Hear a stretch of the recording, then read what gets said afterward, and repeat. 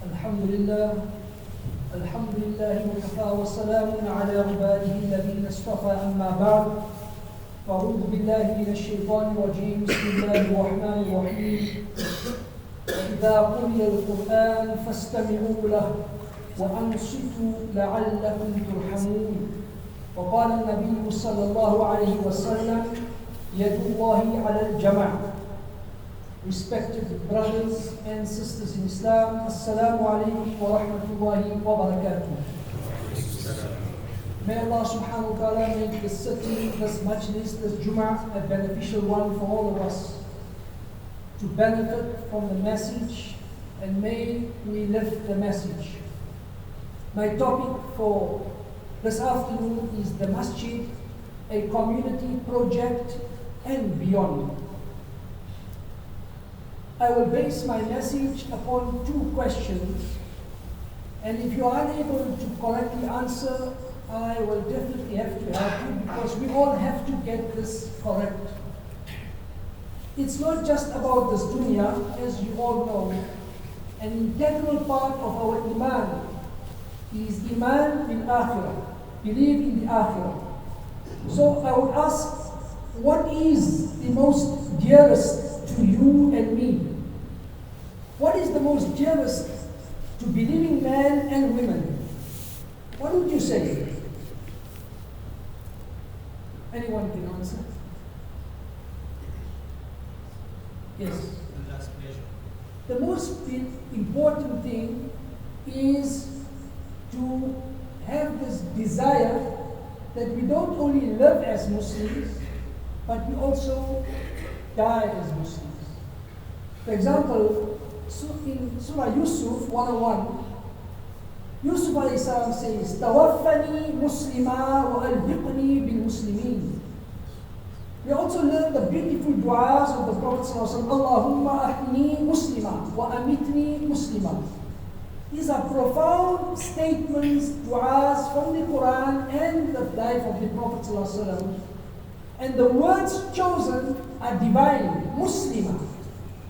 And may Allah make us all such that men and women, we live in submission to Allah and we die in submission to Allah. And this divine guidance that Allah is telling us, this is how we should live. And this is the attitude of all noble, righteous men, from the Anbiya to everybody else, that they live in a state of submission.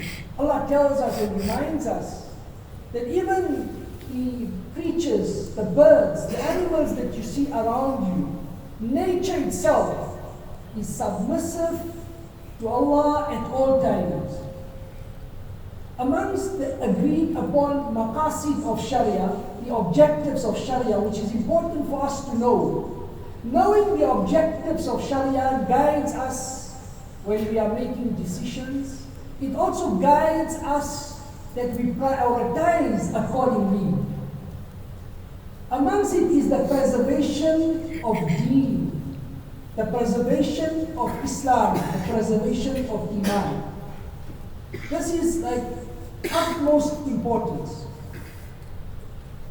Now, the 5 daily salah that takes place in congregation, and this 5 daily salah congregation takes place in the Masjid, is the place known as the ultimate place for believing men and women. Why is the Masjid so sacred? Because the Masjid is the place where you and I preserve our identity as Muslims. The Masjid is a place where you and I preserve our Iman. When we look at Mecca, Medina, and we focus on the Prophet's life in Mecca, you and I know for 13 good, difficult years, years of struggle and years of just holding themselves back, although being oppressed and wronged, and such kind of oppression that even to this day we don't witness, until we see what has been unleashed on the Palestinian young children, elderly, etc. This was the 13 years of tarbiyah. And these 13 years were where the amazing men and women were developed and these heroes came about. These are our heroes today and will remain the heroes for noble men and women who are submissive to Allah will always find these as the heroes. What it teaches us? It teaches us men first. When you and I can just understand how much of a belonging did the Prophet ﷺ give to ordinary slaves in Makkah, who were his circle of people that came to him quietly, discreetly, secretly, were poor, innocent, vulnerable, exploited persons and people. When these great men arrived at Medina, in the form of what we call the Muhajir, the first thing he ﷺ received wahi to do was to build Masjid al-Quba, also al-Qiblatayn. Now the significance of Masjid al-Quba or al-Qiblatayn is famously known to all Muslims, but we need to think about it. Why was this so significant? Because while praying Salah, something happened which was remarkable, a change of direction. A change of direction was a new ummah is now born, a new leadership from the Bani Israel over to the Prophet ﷺ and to this ummah. The significance is such, it is stated in hadith, when you recite or read Salah in Masjid al-Quba, it is equal to an umrah. How much do we understand the significance? And that is why before opening this masjid, I met with our local community to invite them to be amongst the first to celebrate a masjid. A masjid is a community hub. Maulana Muaz explained beautifully last Thursday evening to a full house. And the brothers and sisters who visited us were from many countries besides our local South African brothers and sisters and local residents. He mentioned that if you and I build 10 million rand villa and we call it Mayat Villa or any other villa, it's fine, there's no problem, it's your personal choice. But if you build $1 billion masjid or you invest in it, and you put all your life savings in it, all your investments in it, you and I have got no permission from Allah to name it after any one of our names. It will have to remain Baytullah. No family name, no other name. How amazing. This ain't any private space. It's a very sacred space. Today, when we name our masajid, we think on sectarian lines. And the name stands out, but the concept of Baytullah gets blurred. So that's the first thing, is the masjid is the space for preserving our identity, our Islam, and us being Muslim. What is it that we as individuals need most? And this is something that anyone and everyone needs, be you Muslim or anybody else. Can you think? Have you had an answer? Can you say anything? It is mercy, rahmah. Mercy from Allah. Today, the more powerful you are, the more wealthy you are, the more famous you are, the more mercy you require. These are the kinds of people that require Allah's mercy most. What is the dua we read when we enter the masjid? Just imagine for a moment. Sometimes, we just read these duas. But these duas are not just, they are divine duas. They are so powerful that in one dua, you and I will find an amazing guidance. Allahumma inni as'aluka min fadli rahmatik. Imagine you're coming into a sacred space. This is the dua you and I need and we read before we come into the masjid. Such a beautiful dua, such a powerful dua. No matter who enters the Buyutullah, they require the infinite mercy of Allah subhanahu wa ta'ala, because our mercy is very infinite and very infinite, very limited. And sometimes it is very selective. No one frequented the masjid that was greater than he sallallahu alaihi wasallam. No one's salah was ever more meaningful, significant and sincere than he sallallahu alaihi wasallam. Not a single soul reached the maqam of he sallallahu alaihi wasallam, Mi'rajul Nabi. Yet Allah, the Exalted, proclaims, وَمَا أَرْسَلْنَاكَ إِلَّا رَحْمَةً لِلْعَالَمِينَ. This is Allah's love to the creation. And this is Allah's gift to us. When we normally give gifts, we can put a material or a value to it, and it normally doesn't last very long. Especially when it is flowers purchased from an ordinary florist. When we begin our salah, we start off with words like Alhamdulillahi Rabbil Alameen, or some would start with Bismillahir Rahmanir Rahim, and you find again we are reminded the masjid builds the rahmah. The entrance is with rahmah. You start your prayer with Bismillah ar-Rahman ar-Rahim. You start your salah with Alhamdulillahi Rabbil Alameen ar-Rahman ar-Rahim. This rahmah is then injected into the congregants, those who frequent the masjid, male and female, young and old. And this rahmah then goes on to build an everlasting men, or an everlasting legacy in the men and women. And these congregants that come to the masjid and pray diligently, regularly, frequently, they carry that rahmah wherever they go. In any place, any time, you will find and you will see and you will feel the mercy. The masjid builds al-insan. That's what a masjid builds. And that's what we should focus on building in a masjid. Allah states in the Quran, وَلَقَدْ كَرَّمْنَا بَنِي آدَمَ. Look at the stress Allah uses. And if you look at the Irzul Insan, which is also one of the maqasid and objectives of the Sharia, the preservation of human dignity. This is stated in the Quran. We can never deviate from this fact.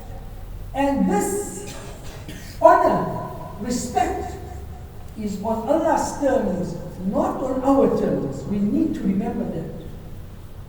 Perhaps when we do business and we do transactions, we state certain terms that will safeguard our honor, our wealth. That's on our terms. When we do a deal with Allah subhanahu wa ta'ala, it's on Allah's terms, not on our terms. We need to start here. This is what a masjid builds. Hence, a community that has a masjid is a very gifted community. It's a community that is now going to develop real men and women. And this is, when you look at Makkah, there wasn't any masjid. When they came to Medina, they were already great men. These men built the masjid and these men frequented the masjid. Great men, dignified men, honored men. And they built an amazing community that up to this day, we keep the names of our young children, boys and girls, following their beautiful names. How did he, sallallahu alaihi wasallam, win over those people around him. That many of them were Jewish, many were Christians, many were pagans that came from a very different background.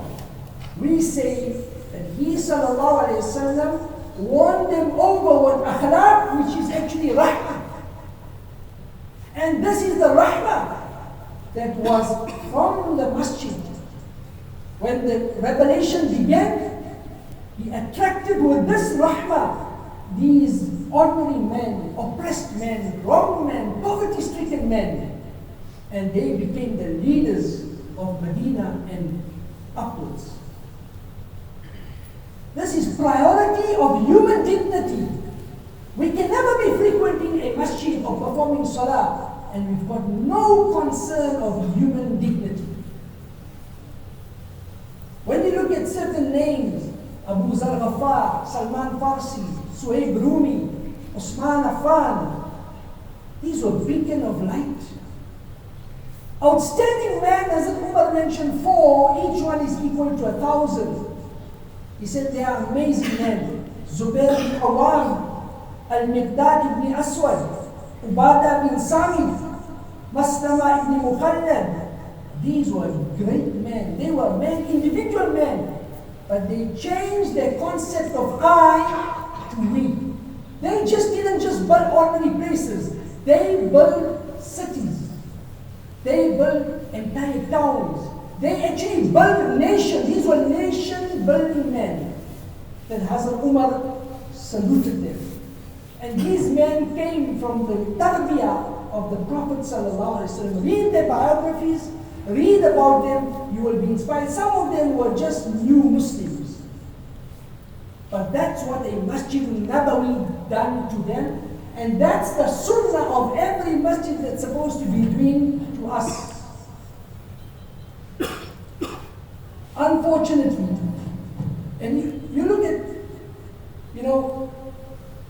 we live in a world that is all about aesthetics. Everything must look beautiful. And there's nothing wrong with that. The Sunnah teaches us Allah is beautiful and He loves beauty in everything. And yesterday there was a Christian brother doing some work here. And he saw some of these young girls with burqa passing. He was amazed. It brought so much of joy to him to see the beauty of these young children in their burqas.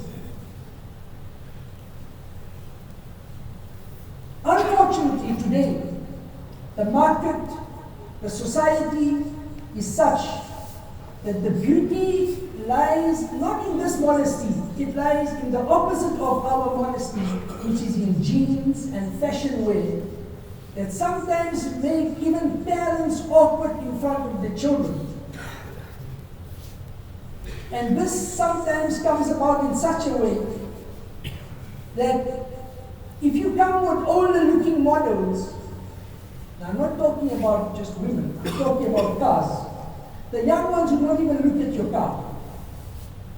It's all about aesthetics. Unless you have a stunning mag wheel. And so our masajid are. If you go to many masajid, the emphasis on aesthetics, the look.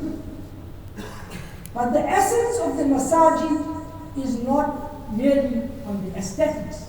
It is on the men who frequent the masjid, on their akhlaq, on their character. The women who frequent the masjid, on their akhlaq, on their character. How much of leadership have they taken from He sallallahu alayhi wasallam? If you look at it again, the hadith states, La salata illa bil Fatiha. There is no salah but Fatiha. And I explain to you, Fatiha has got the tasmiyah in it, it's got the Rahman in it, and it also has got in it the Hidayah, that we ask for Hidayah so often. We should not now focus on the, Ameen, is it Jad or Sid? We now get distracted from the reality of Fatiha. So much of emphasis on Fatiha. What Allah subhanahu wa ta'ala wants, He wants us to be a community and congregants that understand what we are asking for. Because 17 times plus we are asking for Hidayah. And just after Ihdina Sirat al-Mustaqim, every line, every page, every chapter that follows has the most astonishing hidayat in it.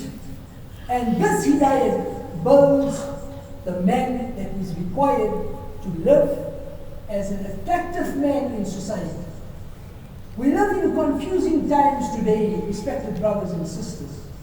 We live in hateful times. We live in times where we are living like in war zones. In any country you go to, there's nothing stable. Whether you are in Africa, whether you're in America, whether in Russia, China, all these countries are living like in a war zone. And you would find, if there's a peace deal somewhere, don't be fooled. There's many wars carrying on elsewhere. So peace in one country or one area does not mean peace everywhere. And now we must make a special dua for the people of Yemen. Because believe you me, America and its allies will focus fully on Yemen to make sure they can punish the Yemenis for their resistance. And we make dua that Allah protect them in every way. Allah give them the strength to continue the resistance and continue having the support of the Ummah. Inshallah ta'ala, we will continue next time as our Jummah program is up to 5 to 1, inshallah. So Allah make it beneficial and free for all of us.